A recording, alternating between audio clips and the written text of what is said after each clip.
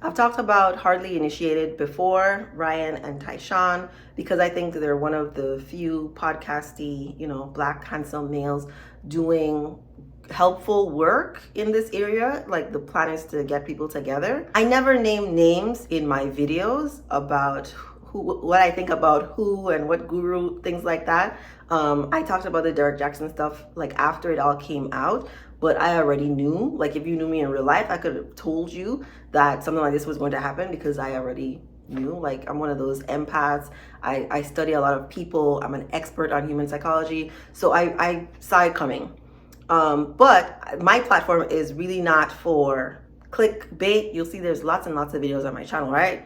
I'm not for clickbaity. I'm not doing this for clout, right? For the popularity. I really have a mission to help people heal from trauma and toxic relationships. And so that's the space that I speak from. That's the way I'm framing this review. And I've taken lots of notes, right? I just want to go in order of what my notes have. I have so much to cover. First of all, I did not follow the Eboni K Williams topic, right? This is what led me to watching this video. I only recently realized all the discussions that were being had. I remember only, the headline about would you date a bus driver? It was a very inappropriate question for Iyanla to ask. I thought so at the time without all of the information. And now I have much more information. I continue to believe it was an inappropriate question for her to ask. That led me to watching this video because I know that so many people are looking for love and partnership and marriage and, wanting to raise their kids like the best way possible. And really, marriage research continues to support that a two-parent household is what's best for kids. Not that you can't, raise your kids outside of a marriage and have them be successful. I have a 16-year-old. He's amazing. He's doing very well in life. But I tell people all the time, I don't do none of this alone. I don't do none of this alone. I have so much help that has led to his success. So that discussion on, high earning women, Black men wanting to put women in their place, and then leading that into online dating gurus, all these people who have created platforms where they're selling an idea to women, selling a lie. I feel selling a lie as a Caribbean American woman who understands men very well and love the men. Understand y'all very well. When I listen to a lot of the people who are talking about dating, who are talking about men, who are talking about partnership, I'm like, that's not good. Have y'all talked to men? These are men leading women, right? Have y'all talked to men? Because I think a lot of the advice that they're giving is not helpful. I think it's more like coddling, pandering, in an attempt to get their money, get them to show up at their lives, get them to want to be with them. Even though, I've said this before on my channel, beware of the single male podcaster. Like, beware of the person who's telling you all these things about how to find your partner, how to find love, and they have not done so for themselves. I think it's telling.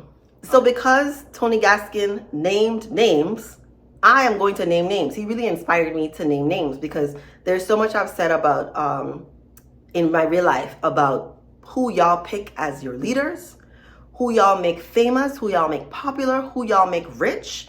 I have so much to say, but there's a certain persona, a certain brand that I want to have on the internet, and going after people or calling people out versus calling people in has never been my zhuzh. Okay, it's just never really been a thing I've done, but I think I can do it in a way that's not attacking. My goal here is not to attack.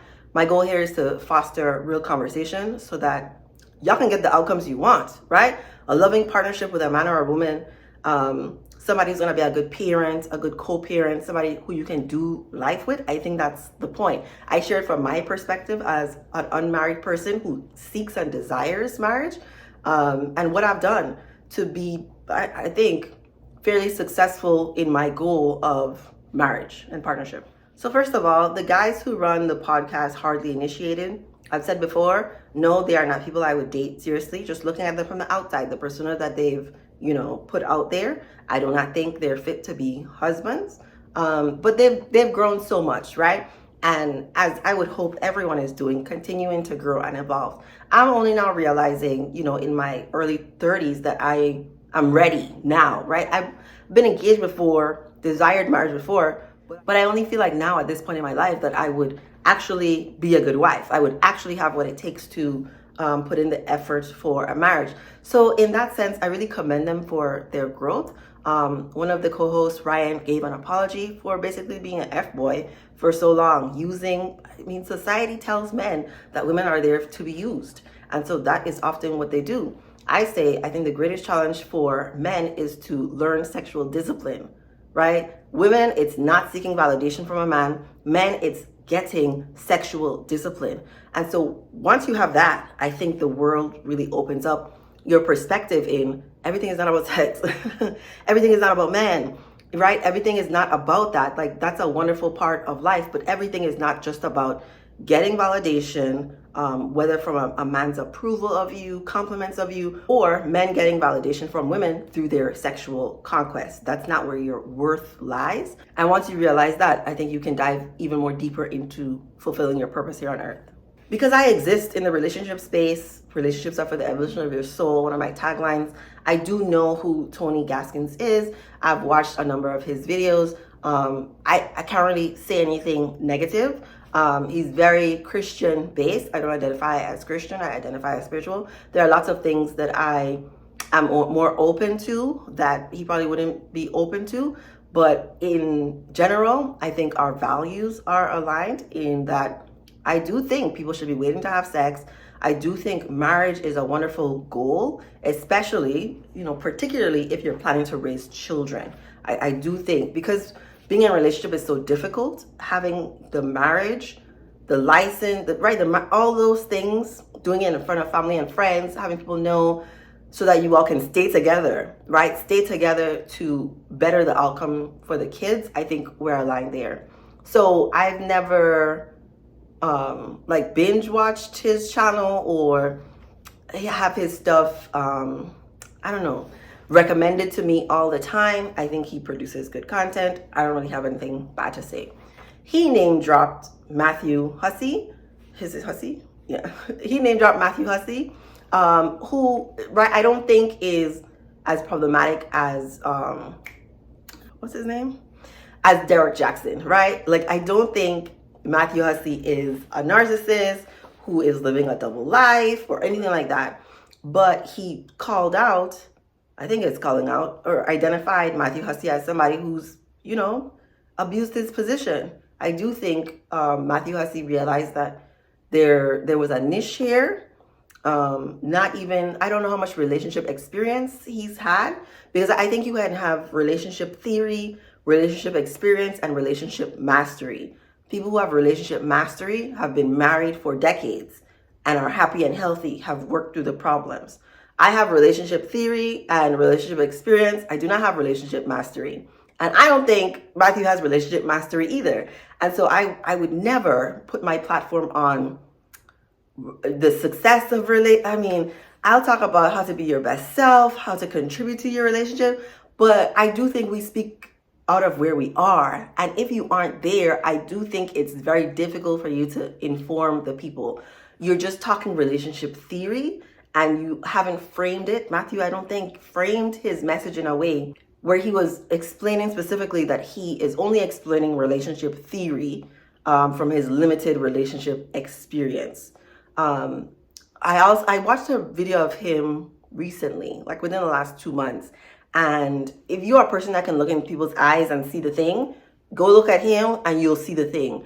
After he was in a relationship with a popular singer. I don't remember who he was. But after that relationship didn't work out, I was just like, oh yeah. I already had like ideas that maybe he wasn't who he said he was. Maybe he's not practicing what he's preaching. And if a person is not practicing what they're preaching, what's the point in watching them? If they give good advice, but they don't take, I don't know. I don't really like that because I don't think you're in alignment. And so when that relationship ended, I was like, oh yeah, for sure. I'm not watching any more of his videos. Not that he's really lying. He's speaking from relationship theory, which is fine. There are principles for relationship. There are ideas on, recommendations on how to do online dating, all that stuff. But in general, no. Another name that was dropped was Stephan Speaks. And I really enjoy Rebecca Lynn Pope. She's one of the married people that I follow that I think gives really good relationship mastery advice. And she likes him. I don't know if she likes him, but that's her friend. I don't know. He's one of those people that's just chronically single, right? Or presents himself to be single. And for me, that's a problem. I mean, that's just a problem. I think it's one of those, I found a really good business idea, and I am very good at speaking on this topic. And so it's a thing that I'm going to continue speaking on.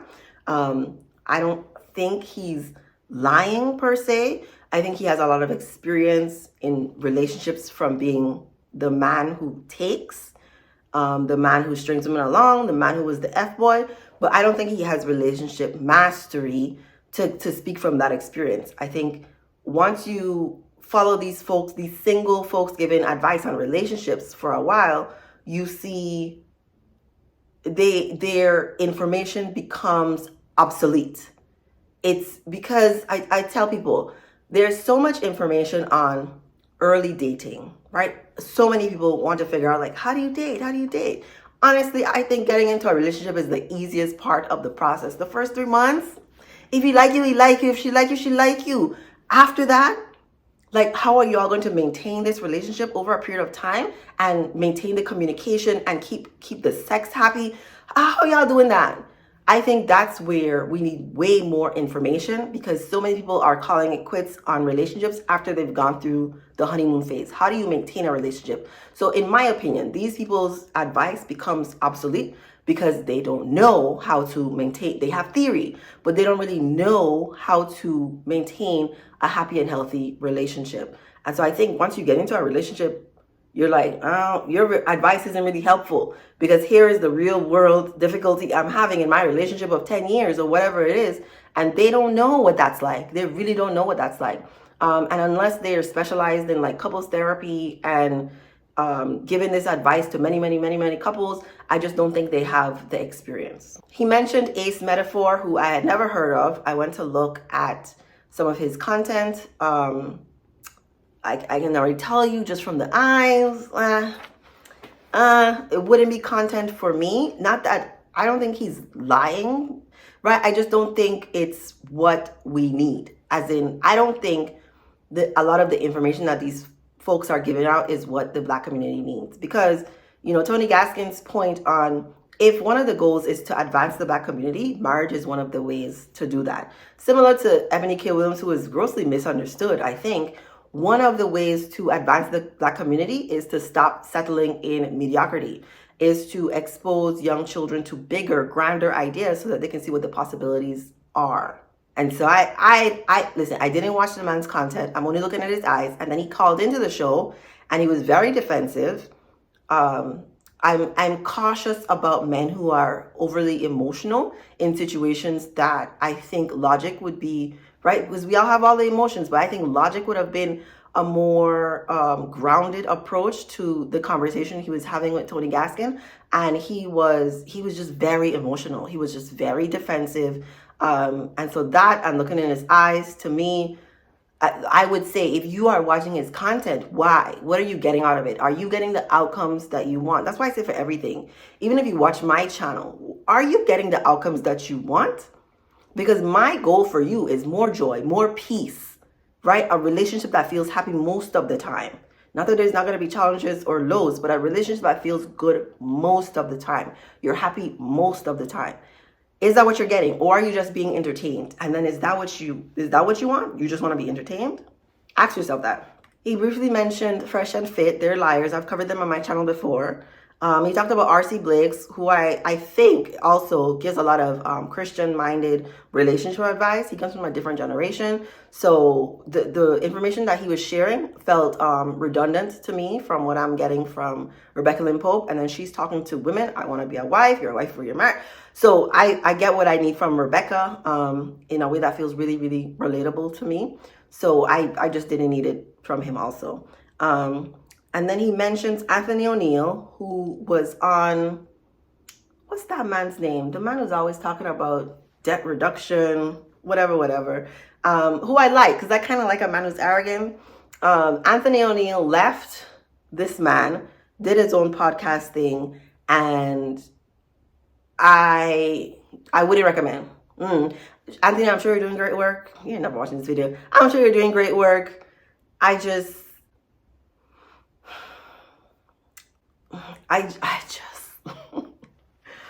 you know, he's just one of those people that I think saw an opportunity, right? So Tony Gaskins talks about people who are purpose-led versus people, you know, who are, you know, branding themselves, who, you know, are really doing this for the money. And to me, it's clear when somebody is just, it's not just, somebody who's mostly doing it for the money. I would say Anthony probably falls in that. And then you mentioned Kevin Samuels. Again, nothing, I like Kevin Samuels, because I told you I like a kind of arrogant man. And, well, Kevin Samuels is dead now. He made a good point about, you know, part of Kevin Samuels' messaging. Part of why I don't like Umar Johnson is because he tells the truth sometime and tells lies sometime. I never really felt like Kevin Samuels was lying. A lot of the clips of Kevin Samuels that people hate him from are unverified. I watched a lot of his content and I didn't see what they were talking about, him hating black women. I've heard people say Kevin Samuels was gay. Bro, I don't know. But he made a good point in that, you know, the tone, you know, the 20% of time that he's saying something, you know, don't like. I'm not sure there's anything I disagreed with, right? Kevin Samuels also had a principle of get married. He wasn't married. I mean, he was maybe twice divorced, once divorced, one kid. But he wasn't married. Like, he wasn't married. So the point still stands. I think it's important for people in relationship space who's encouraging people to maintain a marriage to be married, because there's nothing you can compare to childbirth. I don't think there's anything you can compare to marriage. Even if you've lived together for a long time and not married, it's different once you're married. That's what I've heard across the board constantly. That's the messaging, and I believe it. Moving on, Tony Gaskin talked about what I said earlier about men needing sexual discipline, men who frame themselves as needing sex. And so therefore, the example that I often give is you can't have sex for 6 weeks after, a woman cannot have sex for 6 weeks after she gives birth because she's literally bleeding for 6 weeks. A man who's not sexually disciplined will view that as a personal attack to him. He'll find someone else to have sex with because he has no sexual discipline, and he views himself as someone who needs it. If his wife gets sick, again, he is going to view himself as needing it and not be there for his wife so that he can get what he needs in that area. Sexual discipline, I think, is so important for men. It's one of the reasons why, you know, I say I'm a consumer of porn, but I completely understand that men are built differently and that consuming porn leisurely is probably not a good idea unless you're in the sex industry. And I think sex workers will work. I do not think for a regular man who wants to, you know, work a job, have a wife, raise some kids, just be regular, I do not think porn is for you. I really don't.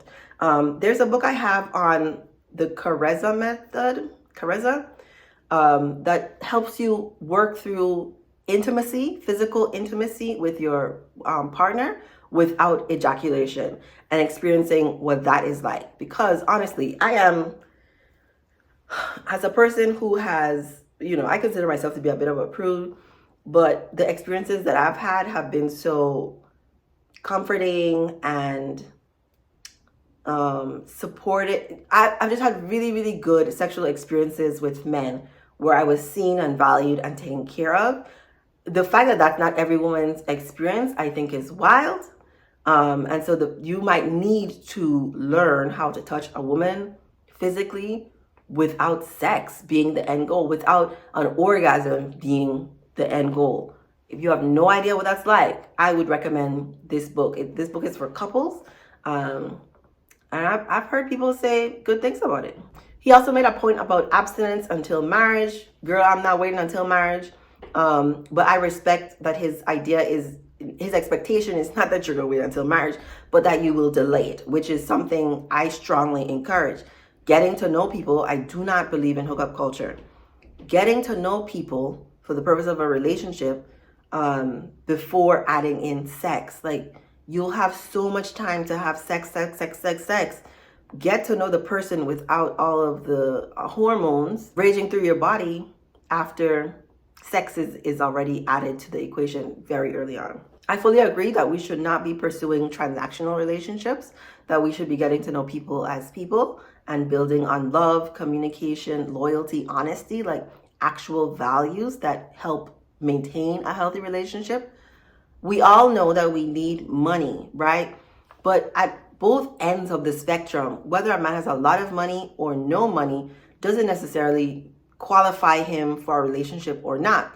There's a man right now with no money that is getting into a relationship with a woman who's inspiring him to be better and will become a millionaire in 5 years. And will be good to his woman, generous and loving. There is a man, and vice versa. There's a man with no money who's treating his woman like shit. There is a man with millions of dollars who is not generous, not engaging, not interested in treating a woman as a human being. But there are also men who make a lot of money, men who are interested in wealth building, generational wealth, who are loving and generous and giving and really, really want to support a family. Like, one does not necessarily mean the other. A lot of it has to do with mindset. You only know these things after you are in conversation with people. Like, you have to talk to people to understand what their values are. You cannot make assumptions that because a person dresses a certain way, has a certain job, that they are then fit for a relationship or will be a good husband. It just does not work that way. You really have to get to know people as people. One of the questions that was asked was, what is the purpose of dating? Tony Gaskins believes the purpose of dating is marriage. As a woman in her early 30s who has lived and done all the things in my 20s, probably more similar to Lori Harvey than dissimilar, I think your 20s is for exploration. I would not encourage anyone to get married in their 20s. If that's what you really want to do, I think there are people built for that. I don't think that's the way of the world anymore. I do think your 20s are for getting to know yourself. I've always been a relationship person, right? So often, many of my relationships were going to lead to marriage. I wasn't ready for marriage though. Like, I would have been, if I got married in my 20s, I would have been divorced. So in a way, I disagree with the only purpose of, just this is my experience, I would say my intention has often been marriage when getting into a relationship. But in my own self-exploration, I thought it was very important for me to date myself and then to go on dates with men without the expectation of marriage, like just getting to know him and seeing myself in this space with this type of person. What does that feel like? What is it like? It probably is casual dating, right? I just dated a lot of different guys that's not the right way to word it. I went on a lot of first dates with a lot of different guys. By the time we're 2 months, 3 months in, I think it's just hard to date multiple people. I don't really think women are built that way. It doesn't come natural, right? It doesn't come natural to date multiple people. But it is something I would encourage for like a 3-month period for women to go on multiple dates, right? I was doing 2 or 3 dates a weekend, every other weekend with men because I needed to know what that was like, to not just get attached to one man and think, oh, I'll put all my eggs in this basket. He sounds like a good guy. Let me continue getting to know him. He's probably going to be my husband. I just wouldn't encourage that way of dating in your early 20s. Definitely not in your early 20s. By your late 20s, you can start thinking about relationships more seriously. I'm in my early 30s and I'm ready to get married. One of the questions covered was given by a woman who is 63 years old and felt like it was too late for her to be in a relationship. And they were saying it's never too late. I fully agree, it's never too late. A lot of the online rhetoric is women after 35, the wall, won't be able to find a man. All of that is scarcity mindset. And there's a lot of scarcity mindset in the Black community when we consider, race, class, society, history, all those things. It makes a lot of sense because there's so much trauma in the Black community that a lot of people are very small-minded and think life somehow ends after 35 when life expectancy is like 80 years old.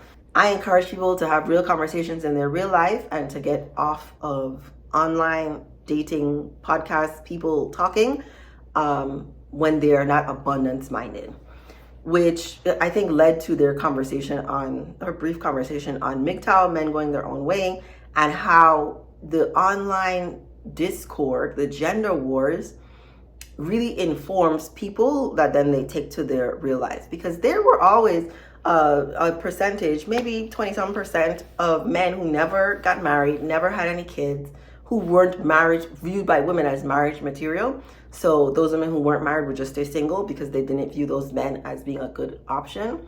In the echo chamber of the internet, these men have found a voice, and they have made leaders out of some of these, men. You can go look for them. They hate women, or they resent women for not being able to have access to sex in the way that society tells them that they should be able to use women for. They attack me online. These are men I would never meet in my real life. These are men I would never engage with in my real life because we don't frequent the same places. They would never have access to me. But online, they can find me. Online, they can find me, and then they can leave their mean comment. But those men represent such a small portion of men. Most men are not like that. I know that in the Black community, some of that is higher because of anti-Blackness, because Black women hate themselves, Black men hate themselves, because Black women hate themselves, hate Blackness, they also hate Black women. There's a higher portion of that, which is why I say the greatest thing you can do for yourself is unlearn anti-Blackness. Unlearn the belief that your nose is too big or that your lips are too big. Unlearn the belief that something is wrong with your natural hair. Like, all those things would another aspect that would help the Black community advance. Get rid of anti-Blackness. I fully believe that you attract who you are. Rather, Tony Gaskins said it as settling. Like, you decide to spend a lot of time with the person that you feel resonates at the same level as you. One of Tony Gaskins' last points was his 3 B's, brain, brand, body, which I thought were excellent. They're at the very end of the video. I have a link in the description box where he goes through what they mean. I thought it was a very good way of explaining, cute framing for pouring into yourself, making sure that your career is the way you want it to be, that your life is the way you want it to be, that you're feeding your body, moving your body the way that you should, to get you what you want in life. The last thing I'll say that has made a difference for me, a number of things have made a difference, but one of the last things that has made a difference for me is including God more. God has always been a big part of my life. My whole channel is about God, spirituality. I love God so much. I am a spiritual being having this human experience. And I've required that the man I'm partnered with also believe in God or have God mean a lot to him. But I realized there's a difference between believing in God and being led by God. And I shifted to, I need a man who's led by God. For a long time, I really didn't want to date anyone who was Christian, right? Identified as Christian. Definitely not Catholic. And somehow look where I am. I think if you don't have God in your relationship, and I know everybody doesn't believe in God, I don't know how you're doing it if you don't include God in your relationship. Honestly, I really don't know. How are you doing it if you don't? And God is love, God is kindness. So if you're not calling on those things in the moments when you're annoyed with your partner, you just like, I don't want to do this. Like, in those moments, if you are not connected to something higher than you, I don't know how your relationship is going to last. I don't know. Point me to somebody who doesn't know God at all, who has a healthy, happy relationship. And God comes in so many forms, right? Not everybody believes in, the God, the Christian God, all that stuff. Like, God is everything, everywhere. And I think once people are tapped into God, they could do anything, including maintain a happy, healthy relationship.